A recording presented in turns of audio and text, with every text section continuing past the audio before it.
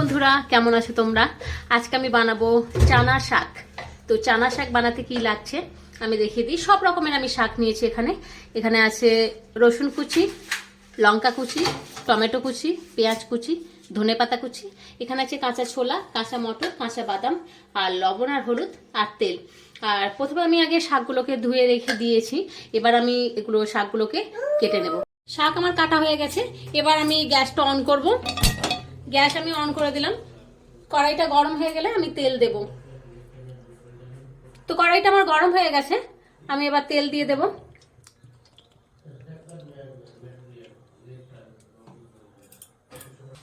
এবার প্রথমে আমি দিয়ে দেবো বাদামগুলো।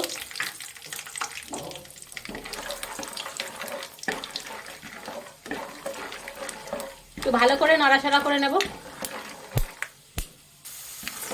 বাদামটা আমার ভাজা হয়ে গেছে। এবার আমি মটরটা দিয়ে দেবো আর ছোলাটাও দিয়ে দেবো। ভালো করে নাড়াচাড়া করে নেব। আমার ভাজা ভাজা হয়ে গেছে। এবার আমি পেঁয়াজ কুচিটা দিয়ে দেবো। ভালো করে নাড়াচাড়া করে নেব। এরপর রসুন কুচিটা দিয়ে ভালো করে নাড়াচাড়া করে নেব।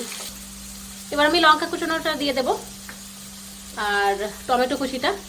আমি কাঁচা লঙ্কা নিতে পারতাম, কাঁচা লঙ্কার এটা পাকা লঙ্কা, লাল লঙ্কা সেটা নিয়েছি, যাতে শাকটা হচ্ছে সবুজ। কাঁচা লঙ্কাটা নিলে কামড়টা দিয়ে ফেলতে পারবো, বেশি করে ঝাল লাগবে, সেজন্য লাল লাল সাদা সাদা যত থাকবে তত শাকেতে ভালো হবে। তো ভালো করে নাড়াচাড়া করে নেব। এরপরে আমি শাকটা দিয়ে দেব। এরপরে এই শাকটা দিয়ে আমি এটা ভালো করে মিশিয়ে নিয়ে ঢাকা দিয়ে দেব। ঢাকা খুলে আমি এবার লবণ আর হলুদটা দিয়ে দেব। আবার ভালো করে মিশিয়ে নিয়ে আবার আমি ঢাকা দিয়ে দেব। শাক আমার সিদ্ধ হয়ে গেছে আর চানার সাথে ভালো মিশেও গেছে সব কিছুর সাথে। তো আমি ভালোভাবে মিশিয়ে নিচ্ছি। ধনেপাতা কুচিটা দিয়ে দিলাম। এবার আর একটুখানি পর 2 মিনিট পর নামিয়ে নেব। এবার আমার চানা শাকটা পুরোপুরি রেডি হয়ে গেছে। এবার আমি নামিয়ে নেব। তো বন্ধুরা, কেমন লাগলো আমার চানা শাক?